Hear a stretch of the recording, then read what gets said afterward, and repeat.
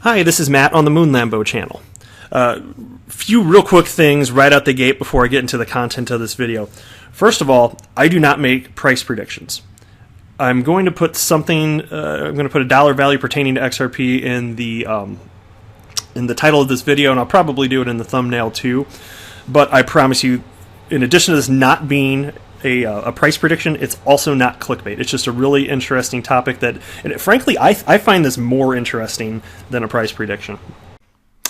Also, my YouTube channel is tiny. I think I have 44 subscribers right now.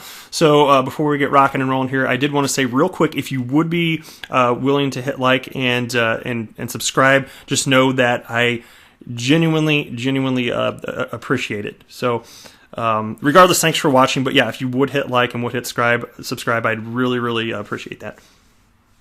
All right, so this is just a screen capture what you're looking at here of somebody else's YouTube video, which was released 1 year and 1 day ago, actually, by a guy named Joel. And I am going to link to his original video in the description, so if you want to check that out, I highly recommend it. It's I think his video is a little over 8 minutes or so. But I'm going to touch on this. So this is not an original idea from me, but you should definitely be aware of it. However, I'm going to take it a step further because I want to discuss, after we cover this, how that pertains to a possibility in terms of price movement for XRP. What's possible with the valuation of digital assets. So looking at the top here, we're basically talking about the difference in supply of total XRP versus total Bitcoin. So if you want to find out what the actual difference is, you take the supply of XRP, the max supply being 100 billion. Now, of course, with each transaction, some is burnt, so it's currently less than 100 billion. But let's just work with 100 billion number. Let's roll with that because that'll make the math on this a lot easier. And it's close enough right now. There's the burning of XRP. It's relatively minimal. So anyway, 100 billion XRP, and then the max supply of Bitcoin is 21 million. So way different, 100 billion versus 21 million. So to figure out how much more XRP there is than Bitcoin, you divide one by the other. So if you divide 100 billion by 21 million, then you'd find that there are 4,761 times more XRP than Bitcoin. However, that doesn't really paint the whole picture in terms of the actual total supply of each. The reason being, XRP can be divided up into many smaller units. Bitcoin can also be divided up into many smaller units. That's why you can buy half of a Bitcoin if you want, or 3/4 of a Bitcoin, whatever. XRP can be divided 1 million times. So 1/1,000,000th of an XRP is a drop. That's the smallest unit of measurement for the tiniest piece of XRP that can exist. Bitcoin, it's a little bit different for Bitcoin. The smallest Bitcoin fraction is called a Satoshi, and a Bitcoin can be divided many more times. It can be divided 100 million times, whereas with XRP, again, it can only be divided 1 million times. Okay? So, as a result, that means that the total quantity of drops, let me make sure I say this right, I've got it written down here, 100 quadrillion drops. Wow, that's a big number. 100 quadrillion drops total. For Bitcoin, the number is smaller. It's what is this? 2.1 quadrillion Satoshis. So again, 100 quadrillion versus 2.1 quadrillion. So in terms of individual units of each cryptocurrency, how much more XRP is there than Bitcoin? Well, you figure that out by dividing one against the other. And the actual answer is there are a little over 47 times as many XRP units as there are Bitcoin. And this is fascinating to me for a couple reasons. First of all, the supply difference is not nearly as great as many would have you believe, because most people don't realize that yes, both XRP and Bitcoin are divisible, but divisible to different levels, right? And so that's basically what the guy that created this video and this little it looks like an Excel spreadsheet here. The guy that created that's in a nutshell what he covered. And so again, I'll link that in the description. But I want to take this a step further. The all-time high for Bitcoin's price occurred, I think it was December 17th. I looked it up earlier today, and if memory serves, it was December 17th. And I just checked one blog, so I assume this number is correct. If not, it's super close anyway, but this is the number I'm going to roll with for this video. Bitcoin's all-time high was $19,000. I'm sorry, $19,783. There we go. Okay. So given that we know that there's a little over 47 times as many units of XRP as opposed to Bitcoin, if you take that dollar figure of 19,783 and you divide that by 47, specifically 47.61904,762, because that's the way the math works out. If you divide it by that, that would give you an idea of what a single XRP would be worth if XRP reached its equivalent value of what Bitcoin's all-time high was, if that makes sense to you. Okay, so that means to figure that, again, you take $19,783 and divide it by 47 point, all the numbers after the decimal point that I just read to you. Okay, and if you do that, it comes out to one XRP being worth, where's the number?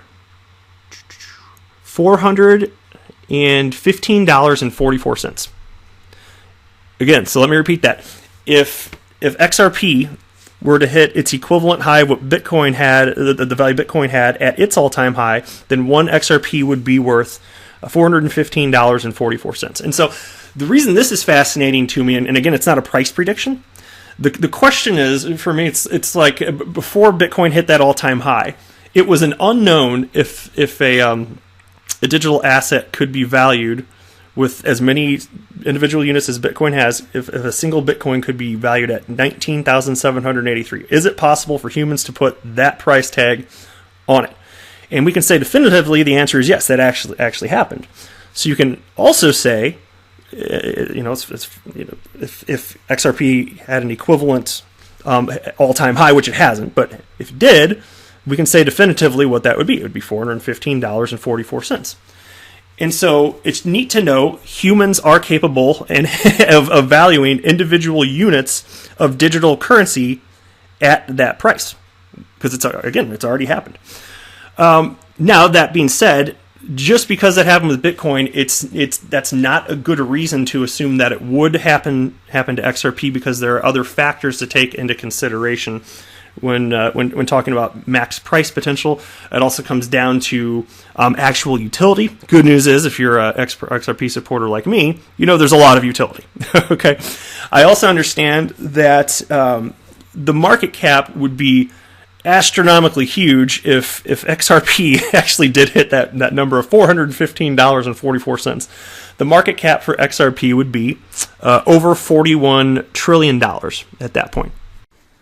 Now, I know that a market cap for XRP of over $41 trillion may sound absurd to a lot of people.